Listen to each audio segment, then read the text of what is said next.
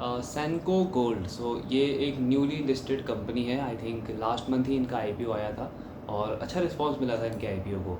सो इनका business discuss करेंगे हम, रिजल्ट कैसा रहा, आउटलुक क्या एक्सपेक्ट कर सकते हैं एंड स्टॉक ओपिनियन हम डिस्कस करेंगे इस वीडियो के एंड में। सो सेल्स जो है इनकी वो 30% से ग्रो हुई है ऑन अ वाई बेसिस।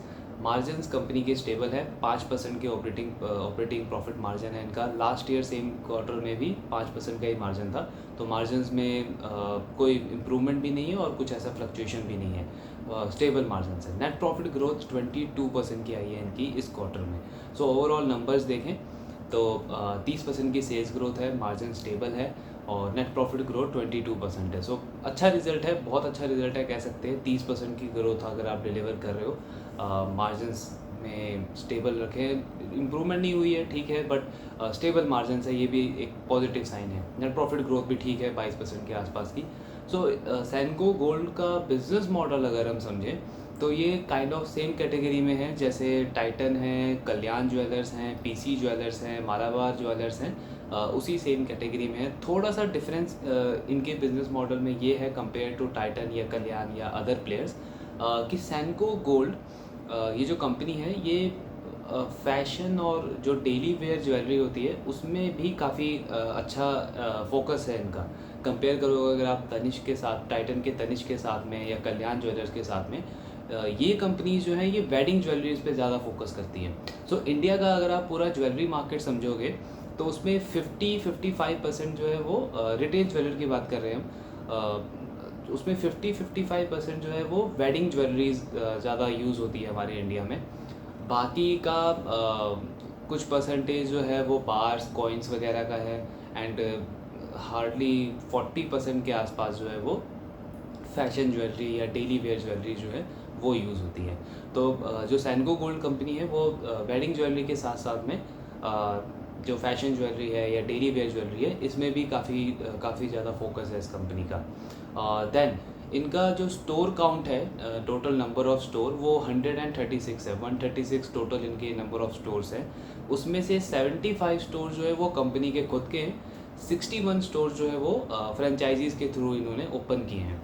अब जो फ्रेंचाइजीज़ के थ्रू इन्होंने स्टोर ओपन किए हैं उसमें इनकी जो खुद की इन्वेस्टमेंट है वो ज़ीरो है, नील इन्वेस्टमेंट है। तो ये एक पॉजिटिव साइन है बिकॉज आप खुद से ज़्यादा कैपेक्स नहीं कर रहे हो, but at the same time आपको वहाँ आपके पास एक ऐसा चैनल है जहाँ से रेवेन्यू जनरेट हो रहा है आपके लिए। सो अराउंड 32-33% के आसपास जो टोटल स्टोर काउंट है उसमें से 32-33% इनका फ्रेंचाइजीज़ के थ्रू है। एंड कंपनी का फोकस भी यही है कि इसको बैलेंस तरीके से रखा जाए, ना कि पूरा कंपनी खुद स्टोर ओपन करे, ना ही पूरा का पूरा फ्रेंचाइजीज़ के थ्रू ओपन करे। तो इनका फोकस है कि बैलेंस तरीके से इसको मैनेज करके स्टोर एक्सपेंशन किया जाए आगे आने वाले टाइम में। देन ज्वेलरी में सैनको गोल्ड जो है अनलाइक टाइटन या कल्याण जो थोड़े से प्रीमियम ज्वेलरी ज़्यादा बेचते हैं, थोड़ा सा उनका हाई कॉस्ट प्रोडक्ट्स होते हैं उनके, बट सैनको गोल्ड जो है वो अफोर्डेबल ज्वेलरीज में ज़्यादा उनका प्रपोर्शन है। जो वेडिंग सेगमेंट है, वेडिंग ज्वेलरीज भी जो ये सेल करते हैं उसमें भी अफोर्डेबल प्राइसेस होती है इनकी। देन एक और डिफरेंस इनमें और टाइटन कल्याण में ये है कि सैनको गोल्ड ईस्ट में बहुत ज़्यादा, ईस्ट रीजन जो है कोलकाता, आपका आसाम वगैरह, वहाँ पे काफ़ी ज़्यादा अग्रेसिव है। आई थिंक सबसे बड़ा प्लेयर है ये रिटेल ज्वेलरी में ईस्ट रीजन में इंडिया में।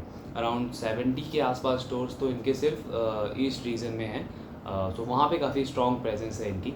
धीरे धीरे अभी ये ग्रो कर रहे हैं साउथ वाली साइड, नॉर्थ में, वेस्ट में धीरे धीरे एक्सपेंशन अभी बढ़ा रहे हैं, बट मेजॉरिटी जो इनका प्रेजेंस है वो ईस्टर्न रीजन में है।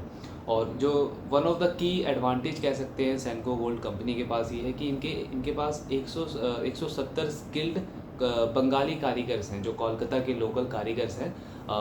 वो इस कंपनी के लिए उनके प्रोडक्ट्स की मैन्युफैक्चरिंग करते हैं। सो ये one of the key advantages हैं बिकॉज कंपनी के पास कंट्रोल है वहाँ पे प्रोडक्ट्स की क्वालिटी का, उनकी कॉस्ट कंट्रोल का। सो ये एक one of the key advantage हम कह सकते हैं इस कंपनी के पास है। सो ओवरऑल रिजल्ट ठीक है, 30% की ग्रोथ है, मार्जिन स्टेबल्स हैं, नेट प्रॉफिट ग्रोथ 22% है। आगे ट्रैक करते हैं कि इस कंपनी की परफॉर्मेंस के इस तरीके से मेंटेन रहती है या कोई बड़ी फ्लक्चुएशन हमें देखने को मिलती है। सो जो पूरा का पूरा ये ज्वेलरी सेक्टर है, इसमें अगर हम देखें तो एक नेचुरल ग्रोथ अवेलेबल है, बिकॉज करंटली करीब 38% मार्केट शेयर जो है वो ऑर्गेनाइज्ड प्लेयर्स के पास है। ऑर्गेनाइज्ड प्लेयर जैसे कि टाइटन, कल्याण, पीसी ज्वेलरी, जो ऑर्गेनाइज्ड प्लेयर हैं इनके पास सिर्फ 38% मार्केट शेयर है। 62% मार्केट शेयर आज भी जो अनऑर्गेनाइज्ड प्लेयर्स हैं, यानी कि जो फैमिली ओन्ड बिजनेसेस हैं, जो लोकल ज्वेलर्स होते हैं tier 1 tier 2, even metro cities में भी 62% मार्केट शेयर उनके पास है। बट पोस्ट कोविड जो एक हम ये ट्रेंड देख रहे हैं कि कंज्यूमर का एक शिफ्ट है डिमांड में, कि वो ऑर्गेनाइज प्लेयर्स को ज़्यादा प्रेफर कर रहे हैं, जो ब्रांड है उसकी तरफ वो ज़्यादा फोकस कर रहे हैं, और एक नेचुरली जो वीक प्लेयर हैं, जो अनऑर्गेनाइज प्लेयर हैं, वो लगातार अपना मार्केट शेयर लूज़ करते जा रहे हैं। एंड ऐसा एक्सपेक्टेड है कि 2026 तक, यानी कि अगले 3 साल में, जो ऑर्गेनाइज प्लेयर का मार्केट शेयर अभी सिर्फ 38% है, ये बढ़ करके 47% हो जाएगा, और अनऑर्गेनाइज प्लेयर का मार्केट शेयर लगातार कम होता जाएगा।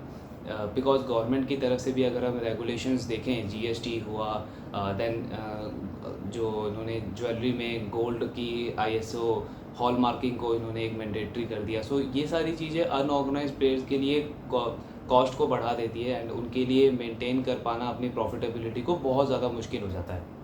वीज़ा जितने ऑर्गेनाइज प्लेयर हैं वो ऑलरेडी अपने ब्रांड को स्टैब्लिश करने के लिए, अपने ब्रांड को एक्सपैंड करने के लिए वो पहले से ही ये सारी चीज़ें कर रहे थे। जीएसटी तो पहले नहीं था, बट या ये जो गोल्ड की हॉलमार्किंग मैंडेटरी जो की है गवर्नमेंट ने, ये सारी कंपनी, चाहे टाइटन हो, कल्याण हो या सेंको गोल्ड हो, ये इसको मैंडेटरी होने से पहले ही इस रूल को वो फॉलो कर रहे थे। सो दैट्स वाई उनके बिज़नेस पे ज़्यादा इम्पैक्ट नहीं पड़ा, बट जो अनऑर्गेनाइज प्लेयर है उनके बिज़नेस पे काफ़ी मेजर इम्पैक्ट पड़ा इस चीज़ से।